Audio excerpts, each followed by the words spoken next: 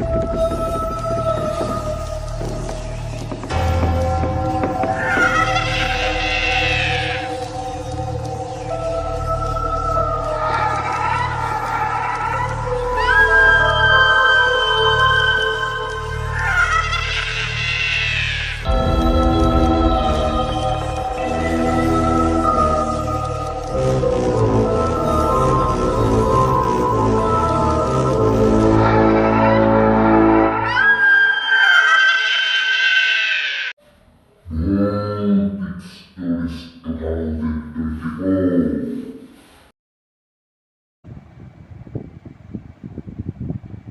আসসালামু আলাইকুম। আপনারা সকালে কেমন আছেন? তো আজকে অনেক দিন পর নিয়ে চলে আসলাম ভৌতিক স্টোরিজ 2024-এর আরও একটা পর্ব। তো আমি অনেক দুঃখিত আপনাদের সকলে যে এই কথাটা বলতে পারিনি যে আমি কয়দিন ইনঅ্যাক্টিভ থাকবো, বলতে পারিনি, কিন্তু তারপর ইনঅ্যাক্টিভ ছিলাম। এখন অ্যাক্টিভ হয়ে গেছি। তো আপনাদের কোনো নেই, টেনশন নেই। আমি এখন থেকে সবসময় আপনাদেরকে পর্ব দেব। তো আজকে আমরা এই পর্বে শুনতে চলেছি কালতান্ত্রিকের ঘটনা। তো আপনারা আমাকে যদি ক্ষমা করে থাকেন তাহলে আমি চলে যেতে পারি সরাসরি কালতান্ত্রিকের ঘটনা। কালতান্ত্রিক পাঠিয়েছেন মৃদুল হাসান শফিক ভাই। তো চলুন চলে যাওয়া যাক পুরো ঘটনাটায়। আসসালামু আলাইকুম পারভেজ মুশারফ ভাই, আমি মৃদুল হাসান শফিক কালতান্ত্রিক এর ঘটনা নিয়ে চলে আসলাম আজকে। তো ঘটনাটা ভালো লাগলে অবশ্যই শোনাবেন।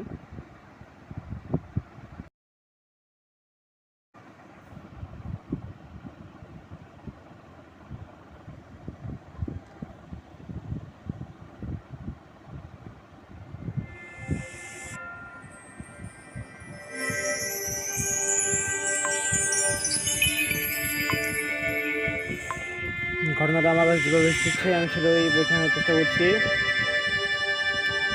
আসসালামু আলাইকুম, এটা তো বললামই। তো ঘটনা চলে যাই। আমার নাম আর মৃদুল হাসান শফিক। আমি থাকি চট্টগ্রামের হাটহাজারী এলাকায়। আমি এই ঘটনাটা পেয়েছি আমার একজন কাকা, পাড়াপ্রতিবেশী কাকা শম্ভু তান্ত্রিকের কাছ থেকে। তো আমি একদিন তার কাছ থেকে জিজ্ঞেস করলাম যে কাকা তুই কী করে তান্ত্রিক হলো। তো তিনি বলতে শুরু করলেন তো শোনো ভাবছি যে আমি কী করে তান্ত্রিক হলাম। একদিন আমাদের চট্টগ্রাম হাটহাজারী এলাকা আর একটা জঙ্গল আছে, তোমরা তো জানোই। পাশের গ্রামে জঙ্গল আছে, তোমরা তো জানোই। তো আমরা একদিন সেই জঙ্গলে যাই এবং গিয়ে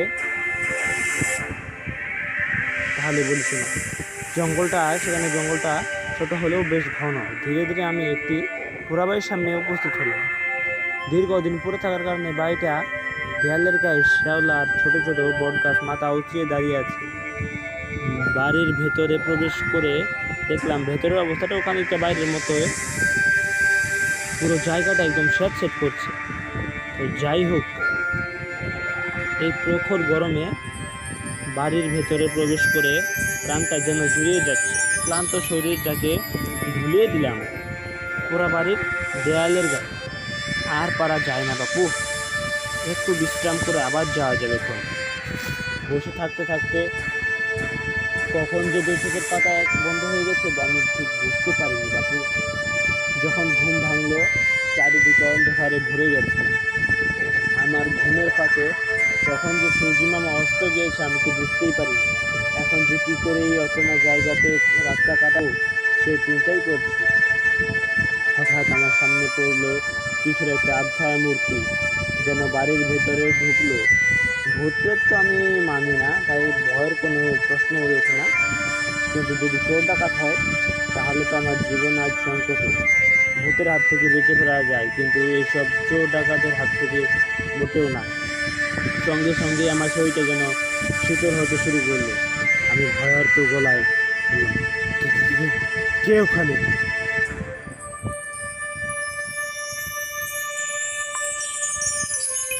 ওদিক থেকে কোনো উত্তর পেলাম না।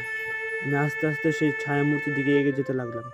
কিছুটা এগোনোর পর সেই ছায়ামূর্তিটার চেহারা আমার কাছে আবছা আবছা ভাবে বোঝাইতে লাগলো। অন্ধকারে ভালোভাবে বুঝতে পারলাম না, তবু আন্দাজ করতে পারলাম খানিকটা একটা মানুষ লাল রঙের বস্ত্র পরিধান করে আছে, আর গলায় তার সাদা সাদা কি সব ঝুলছে, সাদা সাদা। হঠাৎ হঠাৎ করে একটা ভারী গলার আওয়াজ এলো, ওম রিং ক্রিং মহাকাল চণ্ডালং নম মন্ত্র শেষ করে ছায়ামূর্তিটা বাম হাত তুলে সামনে থাকা একটি ছোট্ট গর্তে কি যেন ছুড়ল। অমনি সেই গর্ত থেকে আগুনের দাবানল এসে দাউ দাউ করে আগুন জ্বলতে শুরু করলো। সেই আগুনের আলোতে আমি যা দেখলাম তাতে আমার বাক রুদ্ধ হয়ে যায়। দেখলাম একজন জীর্ণ কালো হাড় বোড়ানো লিকলিকে শরীরে একজন তান্ত্রিক লাল রঙের বস্ত্র পরে এক মুখ পাকা দাড়ি নিয়ে দাঁড়িয়ে আছে আমার সামনে, আর তার গলায় ঝুলছে হাড়ের মালা। তার ডান হাতের দিকে তাকাতেই আমার শরীরের লোম যেন সব খাড়া হয়ে উঠল। দেখলাম একটা কাটা মুন্ডু ঝুলছে তান্ত্রিকের হাতে, আর মূল দিকে থেকে এখনো ফোঁটা ফোঁটা রক্ত ঝরে পড়ছে।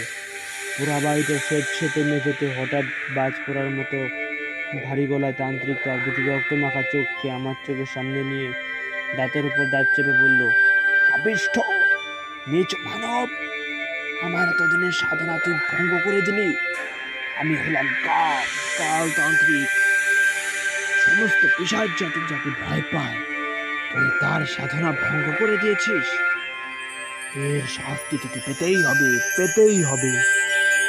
আমি কিছু বুঝে উঠতে পারলাম না। ভয়ে ভয়ে জিজ্ঞাসা করলাম, আমার আমার কি দোষ? তখন তান্ত্রিক বলে উঠল, আমার এই মুন্ডু সাধনায় যদি কোনো সাধারণ মানুষ উপস্থিত থাকে, তাহলে আমি মুন্ডু তত্ত্ব সাধনা লাভ করতে পারবো না। তাই তুই আমার সাধনায় ব্যাঘাত ঘটিয়েছিস, তাই তোকে এর ফল ভোগ করতেই হবে, আর তা হলো মৃত্যু। যদি তুই মরিস, তাহলে আমি আবার সাধনা চালিয়ে যেতে পারবো। আমি কিছুক্ষণ চুপ থেকে বললাম, আচ্ছা এর থেকে বাঁচার কি কোনো উপায় নেই? তান্ত্রিক তখন কিছুটা ভেবে বললাম, একটা উপায় আছে। যদি তুই আমার শিষ্য হয়ে যাস, তাহলে আর কোনো ভয় নেই। তোর পুরো জীবন তন্ত্র সাধনায় আহুতি দিতে হবে, আর তোর কপালের রেখা বলে দিচ্ছে যে তোর সংসার ধর্ম নেই। তাই তুই আমার শিষ্য হয়ে যা, তোকে আমি সব তন্ত্র শিখিয়ে দেবো। এতদিন ধরে যা যা আমি প্রাপ্ত করেছি, আর মাত্র দুটো সাধনাতে যদি আমি সফল হতে পারি, তাহলে অতীত বর্তমান ভবিষ্যৎ আমার মুঠোয় চলে আসবে। আমি আর কোনো উপায় না পেয়ে শিষ্য হওয়ার জন্য রাজি হয়ে গেলাম। কাল তান্ত্রিক বলল, আমায় এখন থেকে পায়ে হেঁটে কিছুটা গেলেই একটা পুকুর পাবি। পুকুরের জলে উলঙ্গ হয়ে 20 বার মহাকাল চণ্ডালং নম বলতে বলতে ডুব দিবি, তারপর আমার কাছে আসবি।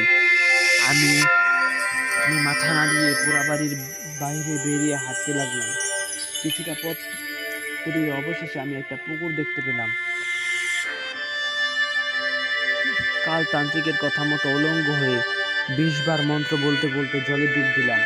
তারপর পুরা বাড়ির ভিতর কাল তান্ত্রিকের সামনে উপস্থিত হলাম। আমি উপস্থিত হওয়ার পর কাল তান্ত্রিক তার ময়লা ভরা থলি থেকে একটা লাল রঙের বস্ত্র আর একটি হাড়ের মালা বের করে আমার সম্মুখে বাড়িয়ে দিয়ে বলল, পরে নে তাড়াতাড়ি। আমি সেই বস্ত্র পরিধান করে গলায় হাড়ের মালাটা পরে নিলাম। কাল তান্ত্রিক আমাকে বসতে বলল। আমি তার সামনে বসে পড়লাম। তারপর আমার কপালে সেই কাটা মুন্ডু থেকে বের হওয়া রক্ত নিয়ে লম্বা একটু তিলক টেনে দিল। তারপর আবার একটা হাত তুলে সেই গর্তটায় কি যেন ছুড়ে দিল। অমনি গর্তটা থেকে আবার দাউ দাউ করে আগুন চলতে লাগলো। তারপর মিনিট দেখে মন্ত্রপাঠ করে একটা মানুষের মাথার খুলি আমার দিকে এগিয়ে দিয়ে বলল, নে এক নিঃশ্বাসে চোখ বন্ধ করে খেয়ে নে। আমি দু হাত বাড়িয়ে খুলিটা ধরে একবার সেটার ভিতরে তাকালাম। খুলির ভিতর তা দেখতেই আমার পেটের ভিতরটা মোচড় দিতে শুরু করলো, কেননা খুলি ভর্তি ছিল লাল লাল তাজা রক্ত। উপায় নেই দেখে আমি কোনো রকম সেটা পান করলাম।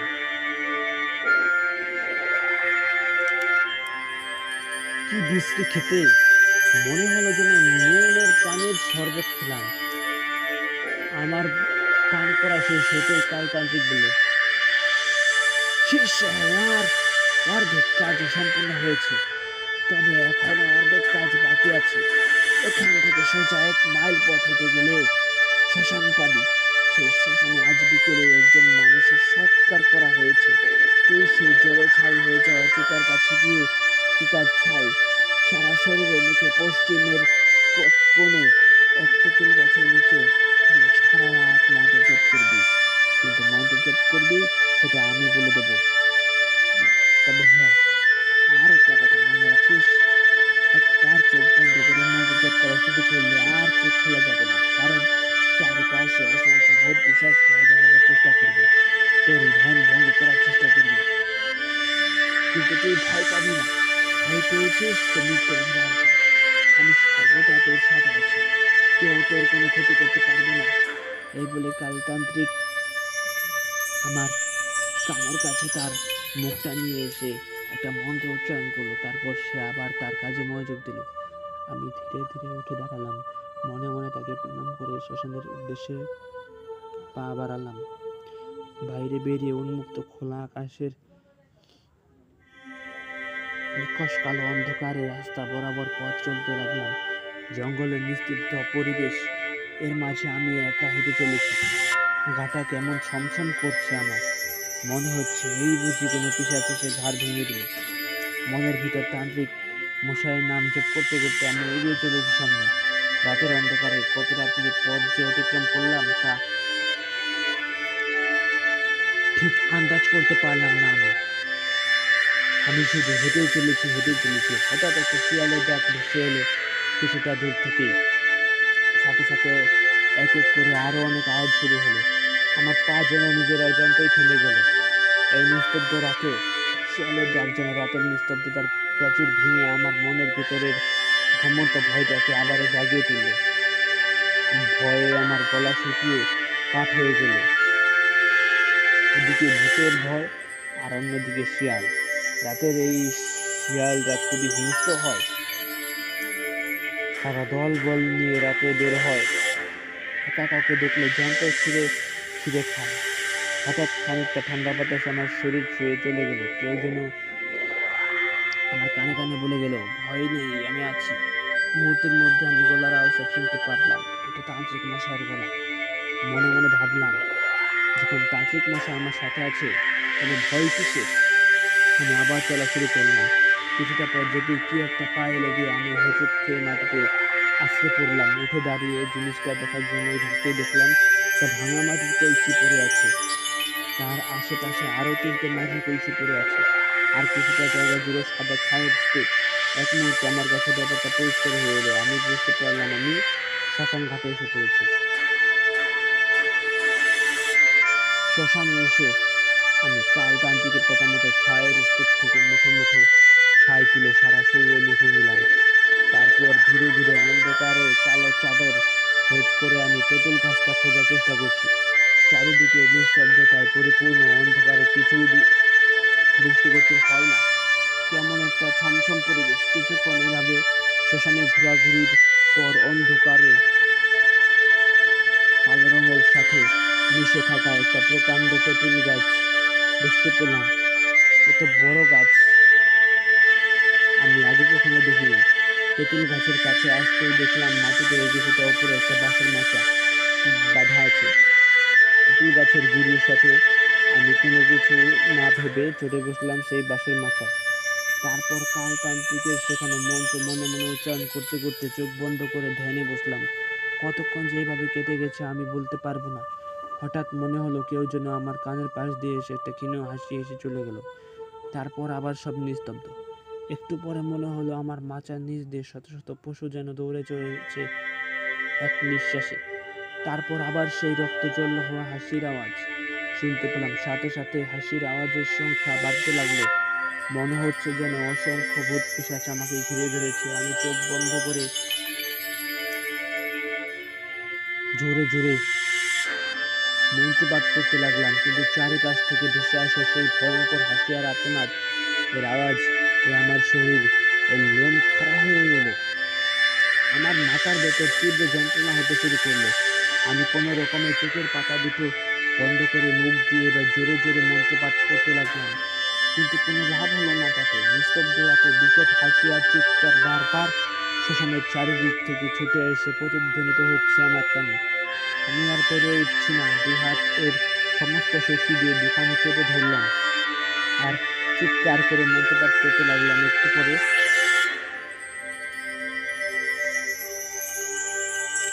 কার যেন হাতের স্পর্শ পেলাম আমার কাছে, তবুও আমি চোখ খুললাম না। কি জানি চোখ খুললে যদি ভূতে ঝাড়মুখ করে। হঠাৎ একটা চেনা গলা ভেসে এলো আমার কানে। চোখ খুলে দেখি গুরুদেব আমার সামনে। আমি আর গুরুদেব দুজনে নিচে নেমে আসলাম। হঠাৎ গুরুদেবের একটা হাত সোজা উঠে এসে আমার গলায় চাপ দিয়ে ধরলো, তারপর ধীরে ধীরে শূন্য তুলে ফেললো আমাকে। আমি প্রাণপণ চেষ্টা করছি তাকে ছাড়াবার, কিন্তু কোনো লাভ হচ্ছে না। চোখে ঝাপসা দেখতে শুরু করেছি। এই বুঝি নিঃশ্বাস বেরিয়ে গেল। একটা প্রকাণ্ড অট্টহাসি আস্তে আস্তে গুরুদেবের শরীরটা কেমন যেন ধীরে ধীরে পরিবর্তন হতে লাগলো। কিন্তু এটি গুরুদেব নয়, তো মায়াবী এক পিশাচ। আমি এবার সময় গুনতে শুরু করলাম। এই বুঝি শেষ সময় ঘনিয়ে এলো আমার। হঠাৎ করে একটা মন্ত্র পড়ার আওয়াজ শুনতে পেলাম আমি। গলাটা আমার খুব চেনা। তবে কি এবার সত্যিই গুরুদেব এসেছেন? গুরুদেবের মুখে মন্ত্র বলতে বলতে তার জলের কুণ্ড থেকে সেই জলের ছিটা দিয়েছে। অমনি পিশাচটা চিৎকার করে আমাকে ছেড়ে কিছুটা পিছনে ছিটকে চলে গেল। তারপর ভয়ঙ্কর আর্তনাদ করতে করতে শূন্যে ধোঁয়ার আকারে কোথায় যে অদৃশ্য হয়ে গেল তা বুঝতে পারলাম না। আমি তখন মাটিতে পড়ে জোরে জোরে নিঃশ্বাস নিচ্ছি। এরপর গুরুদেব আমার সামনে এসে দাঁড়ালেন এবং আমাকে উঠালেন। তারপর গুরুদেব বললেন, তো শিষ্য হওয়ার কার্য সম্পন্ন হয়েছে রে। এখন থেকে তুই আমার একমাত্র যোগ্য শিষ্য, কিন্তু আমাদের এখনো অনেক কাজ বাকি আছে, চল। তো ভাইয়া, এই ছিল ঘটনা। ভালো লাগলে শেয়ার করবেন, আর ভাইয়া আমার ভুল ত্রুটিগুলো ক্ষমাসুন্দর দৃষ্টিতে দেখবেন। আসি। আসসালামু আলাইকুম রহমতুল্লাহ বরকাতু। বলছিলাম আমি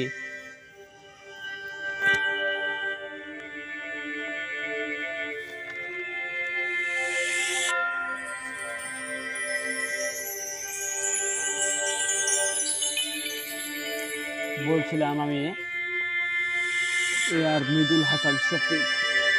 আজকের মতো এখানে বিদায় জানাচ্ছি সকলকে। তো সুধী শ্রোতাবিন্দু, আজকে এই পর্যন্তই। আমাদের এই একটি ঘটনাটা ভালো লাগলে অবশ্যই চ্যানেলটাকে সাবস্ক্রাইব করে দেবেন, এবং আমাদেরকে ঘটনা পাঠাতে হলে হোয়াটসঅ্যাপ করুন 01933714486 এই হোয়াটসঅ্যাপে, মানে এই নাম্বারে। তো আজকে এ পর্যন্তই। অন্য একটা এপিসোডে দেখা হবে। আসি। আসসালামু আলাইকুম রহমতুল্লাহ বরকাতু। সকলেই ভালো থাকবেন।